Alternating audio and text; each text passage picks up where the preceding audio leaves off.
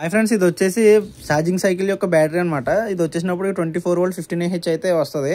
ఈ బ్యాటరీ అనేది ఏమవుతుందంటే ఛార్జింగ్ అనేది తీసుకోవట్లేదు, అంటే సో ఛార్జింగ్ పెట్టినా సరే ఛార్జింగ్ అనేది ఎక్కట్లేదు అనమాట.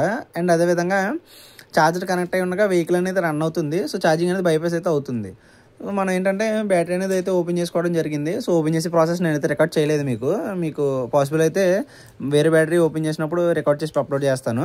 సో ఇది వచ్చేసినప్పటికి BMS అనమాట. ఇది మీ అందరికీ తెలిసిందే. ఇది వచ్చేసి 8 సిరీస్కి సంబంధించింది.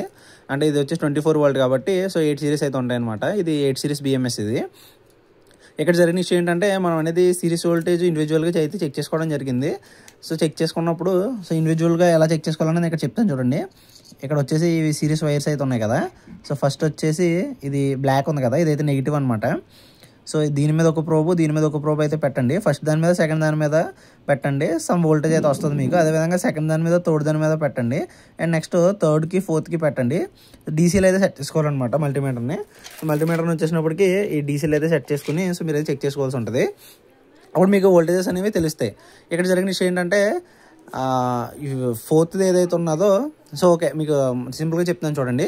ఈ వీటిలో అన్నీ వచ్చేసినప్పటికీ 3.2 3.3 వోల్టేజ్ అయితే ఉంటే, ఒకటి వచ్చేసినప్పటికి మాత్రం 3.5 వోల్టేజ్ అయితే చూపిస్తుంది అనమాట.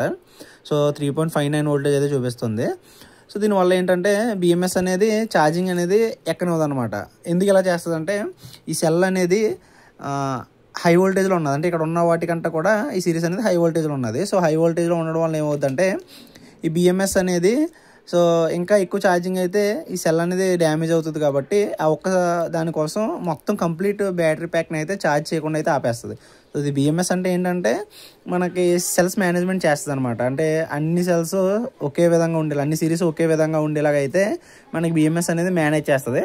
సో అందువల్ల ఏమైందంటే ఈ బ్యాటరీ ప్యాక్ అనేది ఛార్జింగ్ అవ్వకుండా ఆపేసింది అనమాట.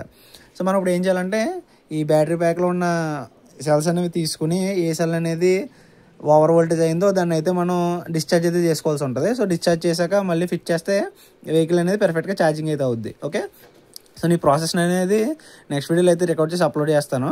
సో దానికోసం అయితే వీడియోని లైక్ చేసి ఛానల్ అయితే సబ్స్క్రైబ్ చేసుకోండి. అండ్ మీ ఫ్రెండ్స్ ఎవరైతే ఉంటారో వాళ్ళకైతే వీడియోని షేర్ చేయడం మర్చిపోకండి. Thank you for watching.